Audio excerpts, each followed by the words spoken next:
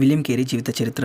William Carey 1761లో ఇంగ్లాండ్లో జన్మించారు. చిన్నతనం నుండి క్రైస్తవ ధర్మ బోధనలపై ఆసక్తి పెంచుకున్నారు. సాధారణంగా ముతకకూటి కార్మికుడిగా పనిచేసిన అతను స్వయంగా గ్రీకు, హీబ్రూ, లాటిన్ వంటి భాషలను నేర్చుకున్నాడు. 1793లో విలియం కేరీ భార్య పిల్లలతో కలిసి భారతదేశం వచ్చారు. అప్పట్లో క్రైస్తవ మిషనరీల ప్రస్తావన బ్రిటిష్ ప్రభుత్వానికి నచ్చలేదు. అందువల్ల అతను వ్యాపారవేత్తగా వచ్చాడు. భారతదేశంలోని పలు ప్రాంతాల్లో సేవ చేస్తూ చివరకు సెరంపూర్లో స్థిరపడ్డారు.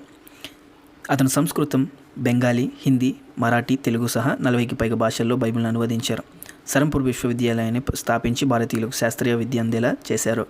సతీసహగమనం, భర్త మరణిస్తే భార్యను కూడా బలవంతంగా దహనం చేయడాన్ని వ్యతిరేకించి చట్టబద్ధంగా నిషేధించడంలో కృషి చేశారు. కేరీ భారత్లో ముద్రణ వ్యవస్థను అభివృద్ధి చేసి పలు గ్రంథాలు ప్రచురించారు. జీవితాంతం సేవలు కొనసాగించిన కేరీ 1834లో మరణించారు.